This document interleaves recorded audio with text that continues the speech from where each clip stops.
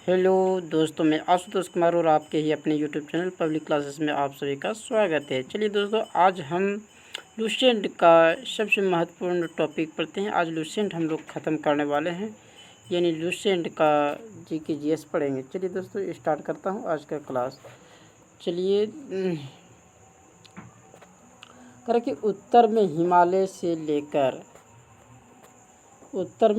से लेकर दक्षिण में समुद्र तक फैला यह उपमहाद्वीप भारतवर्ष के नाम से ज्ञात है, जिसे महाकाव्य तथा पुराणों में भारतवर्ष अर्थात भारतों का देश तथा यहाँ के निवासियों को भारती अर्थात भरत की संतान कहा गया। ठीक है, ये किस में कहा गया? महाकाव्य एवं पुराणों में कहा गया है। भारत एक प्राचीन कबील का नाम था। प्राचीन भारतीय अपने देश को जम्बू द्वीप, ठीक है, अर्थात जम्मू जामुन वृक्षों का द्वीप कहते थे। किसको? भारतीय को। ठीक है, प्राचीन ईरानी इसे सिंधु नदी के नाम से जोड़ते थे। ईरान के जो लोग थे वो ईरानी इसे सिंधु नदी के नाम से जोड़ते थे, जिसे वे सिंधु न कहकर हिंदू कहते थे। ठीक है, यही नाम फिर पूरे पश्चिम में फैल गया और पूरे देश को इसी एक नदी के नाम से जाने लगा।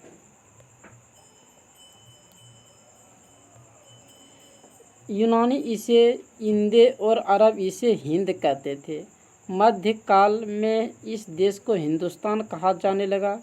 यह शब्द भी फारसी शब्द हिंदू से बना। यूनानी भाषा के इंदे के आधार पर अंग्रेज इसे इंडिया कहने लगे। ठीक है, किसी यूनानी भाषा के इंदे के आधार पर अंग्रेज इसे क्या कहने लगे? इंडिया। ठीक है,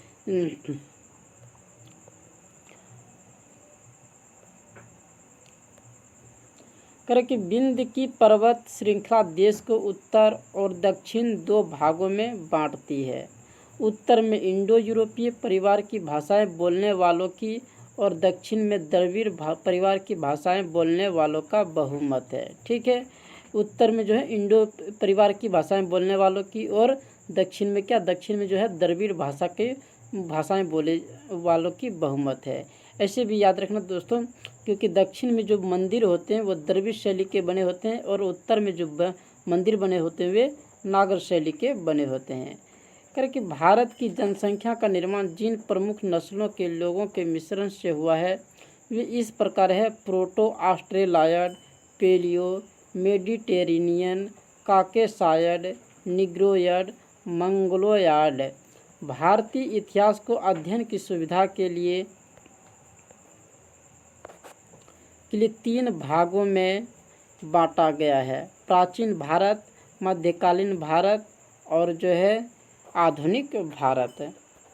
प्राचीन भारतीय इतिहास के स्रोत। प्राचीन भारतीय इतिहास के स्रोत विषय में जानकारी मुख्यतः 4 स्रोतों से प्राप्त होती है: धर्म ग्रंथ, ऐतिहासिक ग्रंथ एवं विदेशियों का विवरण एवं पुरातत्व संबंधी साक्ष्य। धर्म ग्रंथ एवं ऐतिहासिक ग्रंथ से मिलने वाली महत्वपूर्ण जानकारी कृष्णदेवरायन वेद व्यास को माना जाता है। जानकारी भारत का सर्वप्रथम धर्म ग्रंथ वेद है, जिसके संकलनकर्ता महर्षि कृष्णदेवरायन वेद व्यास को माना जाता है। वेद वसुदेव कुटुंबकम का उपदेश होता है। भारतीय परंपराओं वेदों को नित्य तथा अपौरुषेय मानती है। वेद 4 हैं: ऋग्वेद, यजुर्वेद, सामवेद एवं अथर्ववेद।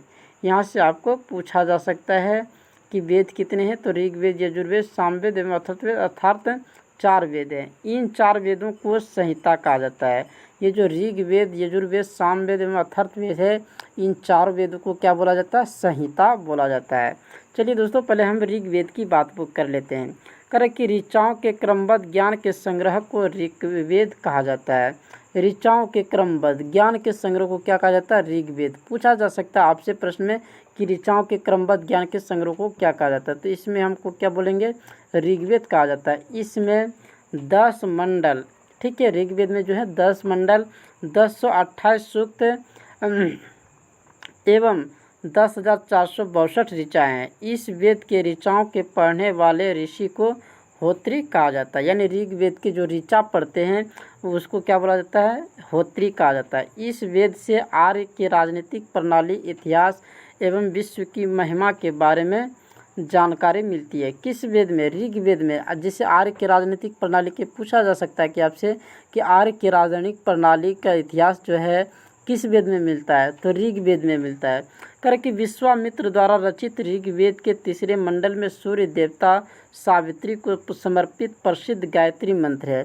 इसके 9वें मंडल में देवता सोम का उल्लेख है। ठीक है, आपसे पूछा जा सकता है कि ऋग्वेद के तीसरे मंडल में जो है किस देवता का उल्लेख है? तो सावित्री के समर्पित प्रसिद्ध गायत्री मंत्र किस किस मंडल में है? तो तीसरे मंडल में। और सोम देवता का उल्लेख जो है 9वें मंडल में है।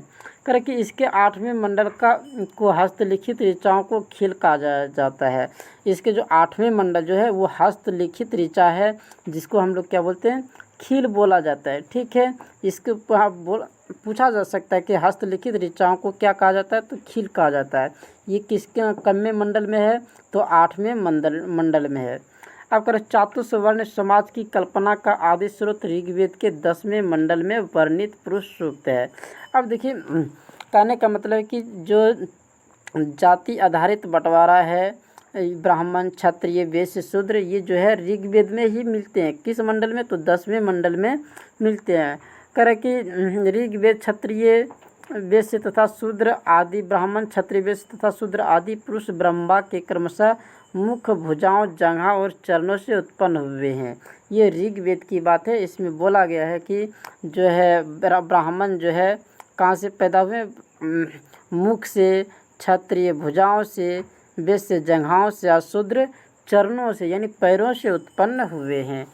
जाएँ करके ऋग्वेद के कई परिच्छेदों में प्रयुक्त औधन्य शब्द का संबंध गाय से है। ऋग्वेद में जो है औधन्य एक शब्द आया हुआ है, जिसका संबंध किससे है? गाय से है। ये पूछ सकता है आपसे एग्जाम में। चलिए, करें कि धर्म सूत्र 4 प्रमुख जातियों की रिश्वतियों, व्यवसायों, दायित्वों, कर्तव्यों तथा विशेष अधिकारों में स्पष्ट विभेद करता है। चलिए, अब ईसा पूर्व एवं ईस्वी की बात कर लेते हैं। करें कि वर्तमान में प्रचलित ग्रेगोरियन कैलेंडर यानी ईसाई कैलेंडर, जूलियन कैलेंडर ईसाई धर्म गुरु ईसा मसीह के जन्म वर्ष पर आधारित है। ठीक है, ईसाई कैलेंडर जो है किसके ऊपर आधारित है? तो ईसा मसीह के जन्म वर्ष पर आधारित है।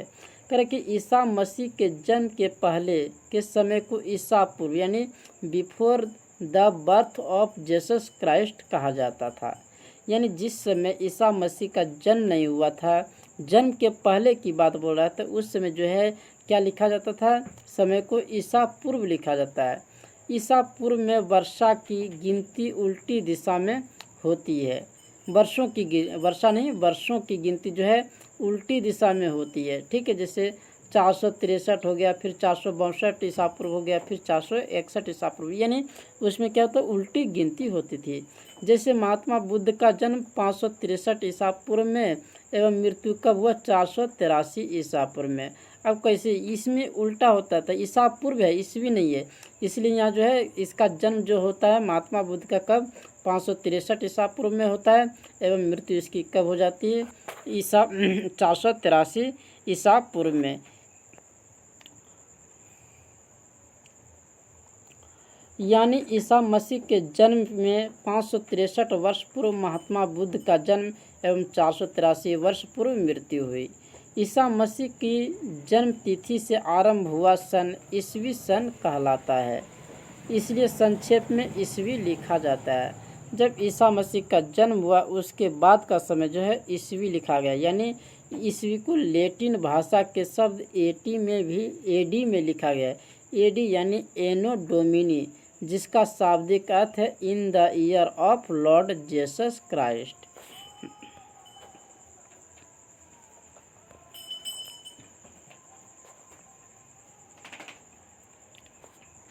करके वामना अवतार के 3 पगों के आख्यान का प्राचीनतम स्रोत ऋग्वेद है। जो भगवान वामन के रूप में अवतार लिए थे, 3 पग वाला, यानी 3 पग में आकाश पाताल ये सब नाप लिया था, तो वही करे कि ये जो आख्यान का ये सब इसका जो कहानी मिलता है, ये कौन से वेद में है? तो ये ऋग्वेद में है। ऋग्वेद में इंद्र के लिए 250 तथा अग्नि के लिए 200 ऋचाओं की रचना की गई है। किसमें? ऋग्वेद में 250 अग्नि के लिए है ऋचाएँ हैं, और हाँ इंद्र के लिए 250 और अग्नि के लिए 200 ऋचाएँ की रचना की गई है। कह कि प्राचीन इतिहास के साधन के रूप में वैदिक साहित्य में ऋग्वेद के बाद शतपथ ब्राह्मण का स्थान है। ठीक है, चलिए अब थोड़ा यजुर्वेद का बात, यजुर्वेद अब आगे यजुर्वेद के बारे में पढ़ेंगे।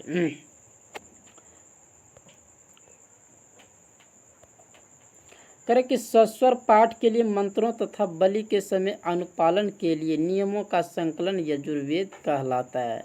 जैसे सस्वर पाठ यानी एक साथ जो बलि के समय ये वेद मंत्र पढ़ा जाता है, उसके संकलन जो है किस में है, यजुर्वेद में है। इसके पाठकर्ता को अर्धवयु कहते हैं। जो यजुर्वेद का पाठ करता है, इसके पाठ को क्या बोला जाता है, अर्धवयु। ये कभी कभी पूछ सकता है आपके एग्जाम में। कर कि यजुर्वेद में यज्ञों के नियमों एवं विधि विधानों का संकलन मिलता है। यानी यज्ञ वगैरह का विधि विधान ये कैसे होता है, कैसे यज्ञ हवन होता है, इसका ये विधि विधान किस में मिलता है, तो यजुर्वेद में मिलता है। इसमें बलिदान विधि का भी वर्णन है। अब कहेगा कि बलिदान के कहा जाता है कि बलिदान विधि का वर्णन किस में है, कौन से ग्रंथ में है, तो हम कौन से ग्रंथ में बोलेंगे, यजुर्वेद में बोलेंगे। ये यजुर्वेद में है। चलिए दोस्तों, अब यह एक ऐसा वेद है जो गद एवं पद दोनों में है। यजुर्वेद जो है गद एवं पद दोनों में है। अब सामवेद की बात थोड़ा चलते हैं, कर लेते हैं। करें साम का शाब्दिक अर्थ है गान। गान, साम का शाब्दिक अर्थ है गान। इस वेद में मुख्यतः यज्ञों के अवसर पर गाए जाने वाले ऋचाओं का संकलन है। यज्ञ के शुभ अवसर पे जो मंत्र ऋचा गाया जाता है यानी पढ़ा जाता है, उसको हम क्या बोलते हैं, ये इसी में संकलन है। किस में, ये सामवेद में है। ठीक है, और इसके पाठकर्ता को उद्राती कहते हैं। ठीक है, जो इस ऋचा के पाठ करता है, सामवेद के ऋचा को पाठ जो करता है, वो पाठकर्ता क्या कहलाता है, उद्राती कहलाता है। इसका संकलन ऋग्वेद पर आधारित है। कह कि इसका जो संकलन किया गया है, मंत्रों का इकट्ठा किया गया है, ये किस वेद पे आधारित है, सामवेद ऋग्वेद पर आधारित है। इसे भारतीय संगीत का जनक कहा जाता है। आपसे ये प्रश्न बनता है कि पूछा जा सकता है कि सामवेद ये जो है भारतीय संगीत का जनक कौन से ग्रंथ को कहा जाता है, तो सामवेद को कहा जाता है। अब देखिए, यजुर्वेद तथा सामवेद में किसी भी विशिष्ट ऐतिहासिक घटना का वर्णन नहीं मिलता है। करें कि यजुर्वेद तथा सामवेद में किसी भी विशिष्ट ऐतिहासिक घटना का कोई वर्णन नहीं मिलता है। अब चलिए अथर्ववेद की बात थोड़ा पढ़ लेते हैं। अथर्ववेद में अब पढ़ेंगे। करें कि अथर्ववेद अथर्वा ऋषि द्वारा रचित इस वेद पुराण संबंधित वंश में कुल 731 मंत्र तथा लगभग विष्णु पुराण मौर्य वंश यानी 6000 पद है। ठीक है, इसके कुछ मंत्र मत्स्य पुराण, आंध्र सातवाहन, ऋग्वेदिक मंत्रों से भी प्राचीनतर वायु पुराण, गुप्त वंश हैं। अथर्ववेद कन्याओं के जन्म की निंदा करता है। करके अथर्ववेद जो है कन्याओं के जन्म की निंदा करता है।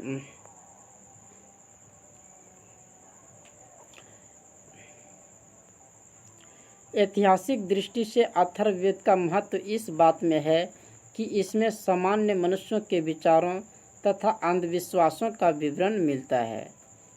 ये इस वेद में जो अथर्ववेद में जो है क्या है, अंधविश्वासों का विवरण मिलता है इसमें। किसमें, तो अथर्ववेद में। करके पृथ्वी सूक्त अथर्ववेद का प्रतिनिधि सूक्त माना जाता है। इसमें मानव जीवन के सभी पक्षों, गृह निर्माण, कृषि की उन्नति, व्यापारिक मार्गों का गहन, रोग निवारण, सामान्य विवाह तथा प्रणय गीतों, राजभक्ति, राजा का चुनाव, बहुत से वनस्पतियों एवं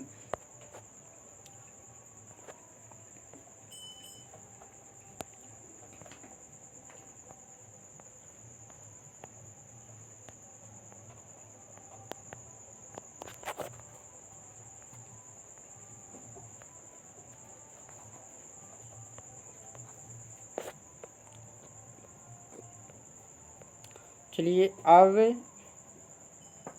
देश की समृद्धि का अच्छा चित्रण मिलता है। इसमें सभा एवं समिति को प्रजापति की 2 पुत्रियां कहा गया है। नोट में पढ़ेंगे। सबसे प्राचीन वेद ऋग्वेद एवं सबसे बाद का वेद अथर्ववेद है। वेदों को भली भांति समझने के लिए 6 वेदांगों की रचना हुई है। ये है शिक्षा, ज्योतिष, कल्प, व्याकरण, निरुक्त तथा छंद।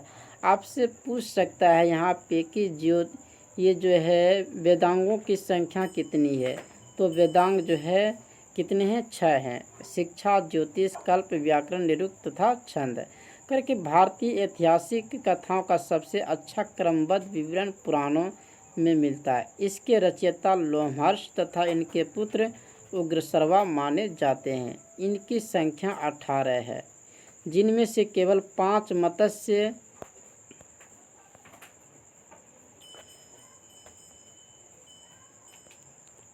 मत्स्य, वायु, विष्णु, ब्राह्मण एवं भागवत में ही राजाओं की वंशावली पाई जाती है। देखिए ये पुराणों के नाम हैं। पुराण कितने? 18 हैं, जिनमें से केवल 5 मत्स्य, वायु पुराण, विष्णु पुराण, ब्राह्मण एवं भागवत में ही राजाओं की वंशावली पाई जाती है। करके पुराणों में मत्स्य पुराण सबसे प्राचीन एवं प्रमाणिक पुराण है। देखिए ये यहाँ से क्वेश्चन आपका बनता है कि सबसे पुराना पुराण कौन सा है, तो ये मत्स्य पुराण है, ठीक है, और सबसे प्राचीन प्रमाणिक भी है। करके अधिकतर पुराण सरल संस्कृत श्लोक में लिखे गए हैं। जितने भी पुराण हैं, 18 पुराण है, उनमें से अधिकतर जो है किस भाषा में लिखे गए हैं, तो संस्कृत में लिखे गए हैं। करके स्त्रियां तथा शूद्र जिन्हें वेद पढ़ने की अनुमति नहीं थी। अब देखो ये हम प्राचीन इतिहास में पढ़ रहे हैं, ठीक है। इसमें जो है शूद्र और स्त्री को क्या पढ़ने का अधिकार नहीं था, तो वेद पढ़ने का अधिकार नहीं था, अनुमति नहीं था। वे भी पुराण सुन सकते थे। पुराणों का पाठ पुजारी मंदिरों में किया करते थे, ठीक है। पुराण का पाठ जो है मंदिरों में किया करते थे। अगर स्त्री की सर्वाधिक गिरी हुई स्थिति मैत्रेयी संहिता से प्राप्त होती है, जिसमें जुआ और शराब की भांति स्त्री को पुरुष का तीसरा मुख्य दोष बताया गया, ठीक है। देखिए यहाँ जुआ और स्त्री को पुरुष का तीसरा मुख्य दोष बताया गया है। अब देखिए शतपथ ब्राह्मण में स्त्री को पुरुष की अर्धांगिनी कहा गया है, ठीक है। देखिए यहाँ पुरुष की अर्धांगिनी किस ग्रंथ में कहा गया, तो शतपथ ब्राह्मण में, ठीक है, ये याद रखना है। अब देखिए जावालोपनिषद में 4 आश्रमों का उल्लेख मिलता है। अब आपसे यहाँ क्वेश्चन पूछे, जावालोपनिषद में 4 आश्रम का उल्लेख कहाँ कौन से ग्रंथ में मिलता है, तो जावालोपनिषद में। स्मृति ग्रंथों में सबसे प्राचीन एवं प्रमाणिक मनुस्मृति मानी जाती है। यह शुंग काल का मानक ग्रंथ है।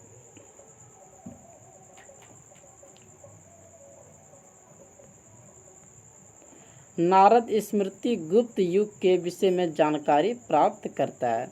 जातक में बुद्ध की पूर्व जन्म की कहानी वर्णित है। देखिए यहाँ कितना इम्पोर्टेंट चीज़ है, यहाँ स्टार लगा देते हैं। देखिए करक जातक में कौन, अब देखिए बुद्ध के पूर्व जन्म की कहानी किस में वर्णित है, तो हम क्या बोलेंगे, जातक, ठीक है। अब देखिए हीनयान का प्रमुख ग्रंथ कथा वस्तु है। अब यहाँ से भी क्वेश्चन बनता है कि हीनयान का प्रमुख ग्रंथ क्या है, तो कथा वस्तु है, जिसमें महात्मा बुद्ध का जीवन चरित्र अनेक कथानकों के साथ वर्णित है। अब देखिए जैन साहित्य को आगम कहा जाता है। ये जो जैन वाला साहित्य है, इसको क्या बोला जाता है, आगम कहा जाता है। जैन धर्म का प्रारंभिक ऐतिहासिक कल्पसूत्र से ज्ञात होता है।